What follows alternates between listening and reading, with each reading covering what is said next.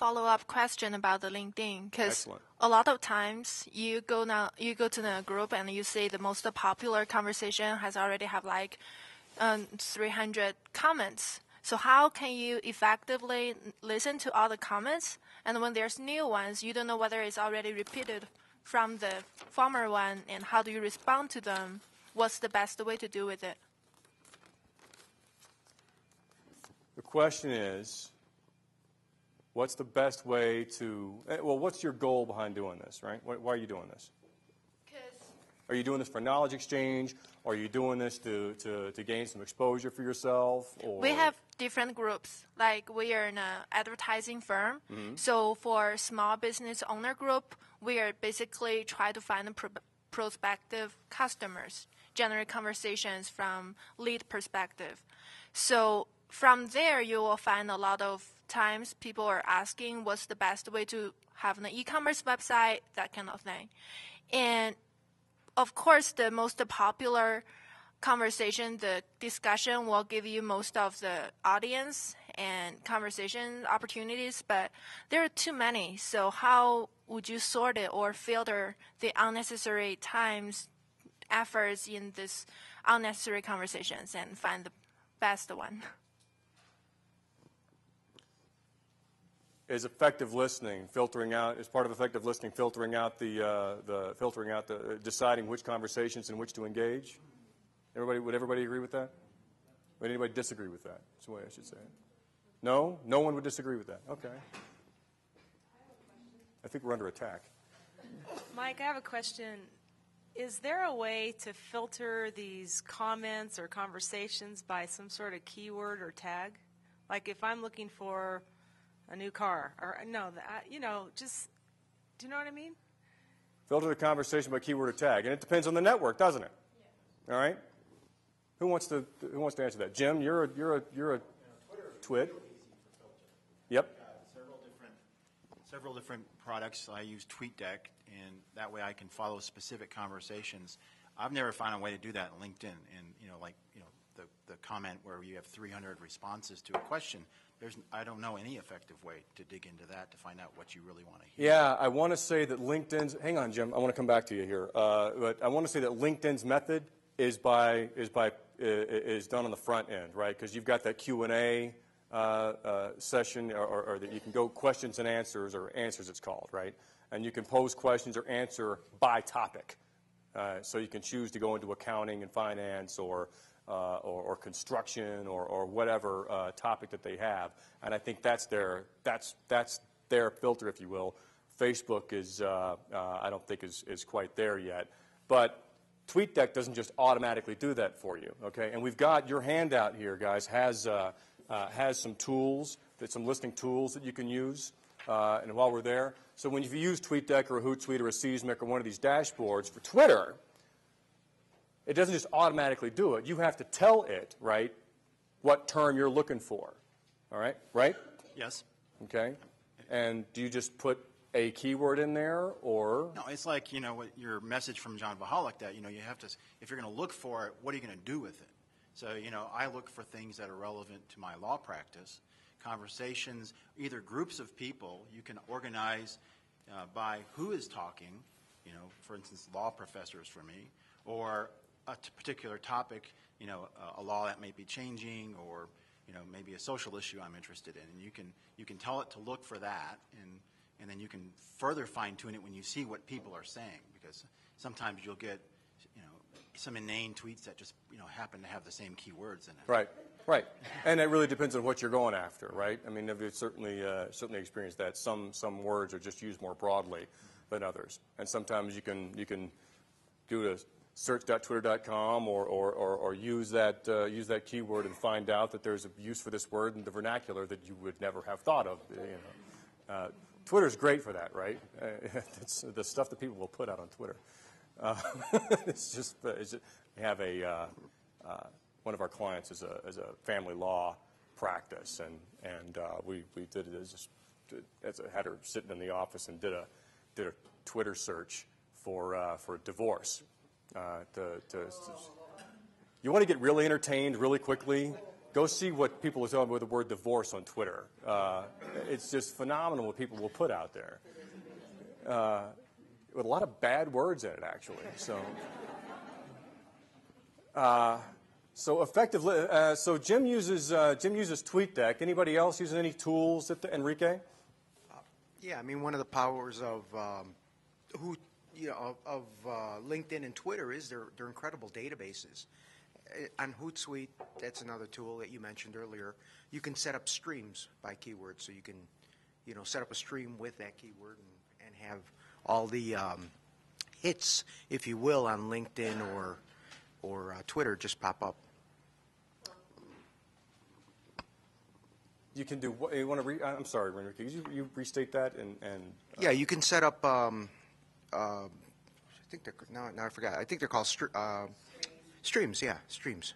So you can basically you set up a column, if you will, put the keyword up on top, and every time there is a new Twitter posting that uses that word, it will pop in there. You click on it, open it up, and so it just depending on you want to filter it well, like someone said before, because it will fill up so quickly.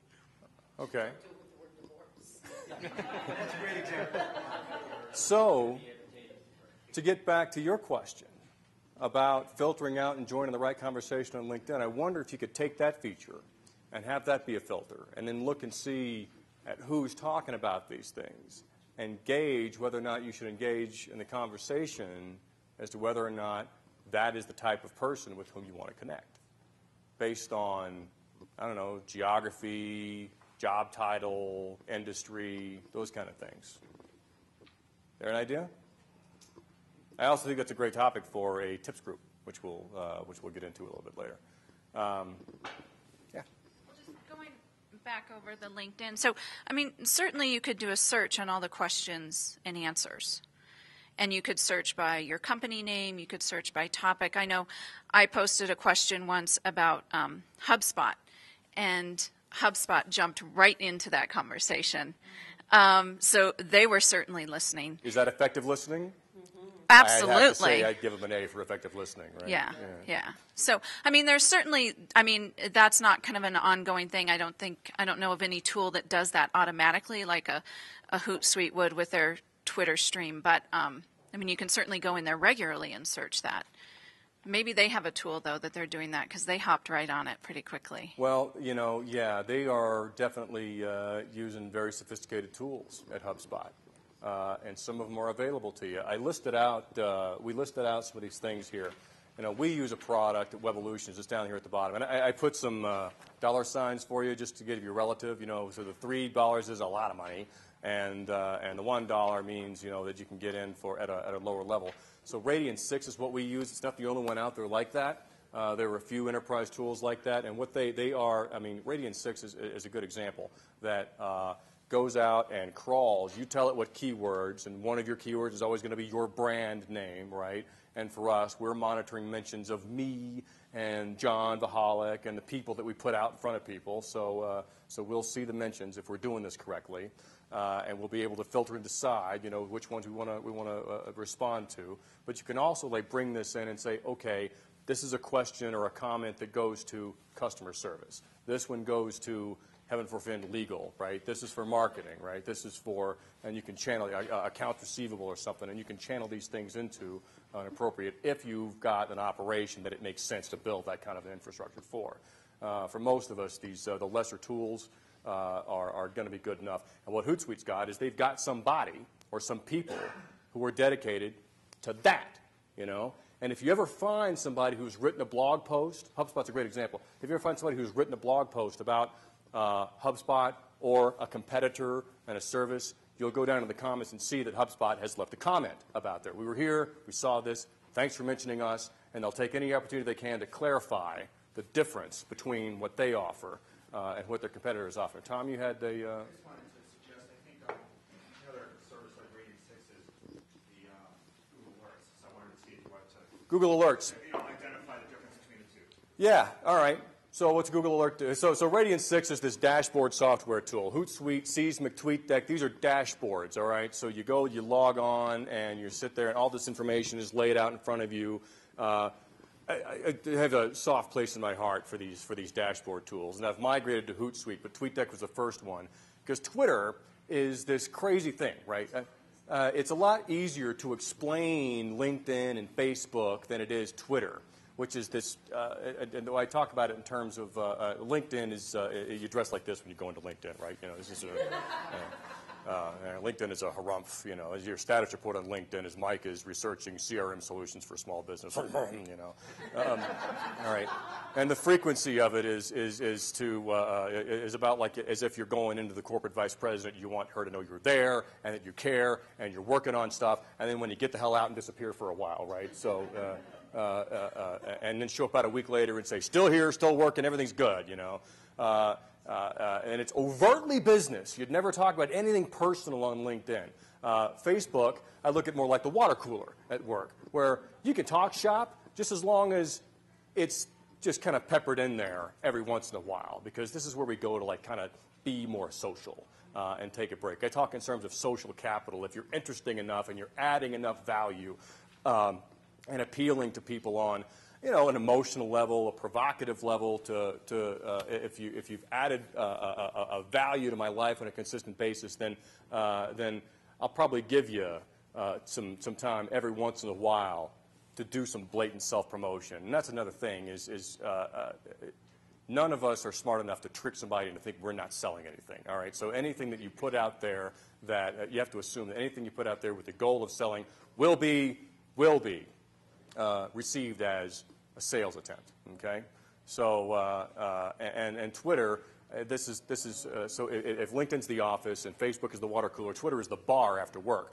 where there's all this noise, right? And you're trying to focus on this guy who's talking to you about this thing.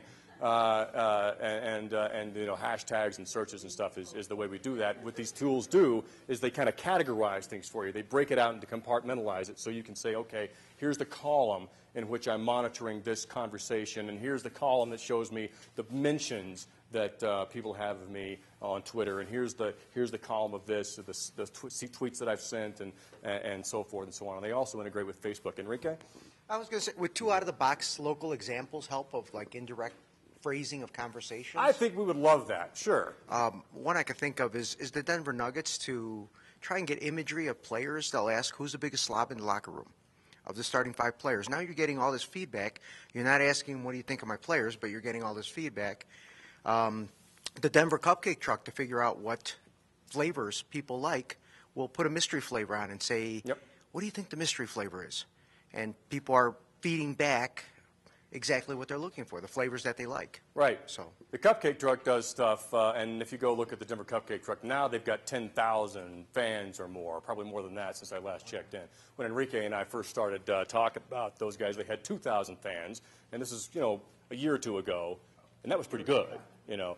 But now they've earned so much media, and they've been on Good Morning America, so you can't just look at that as a social media effort anymore. But they do stuff that's cool. So they're a mobile truck, right? They go all around Denver delivering cupcakes. And where do they go? Well, they'll let you decide. They'll put out there, okay, they have 2 trucks. One is named Clem, and one is named Clementine, right? 3 now. Okay, so they got names for them.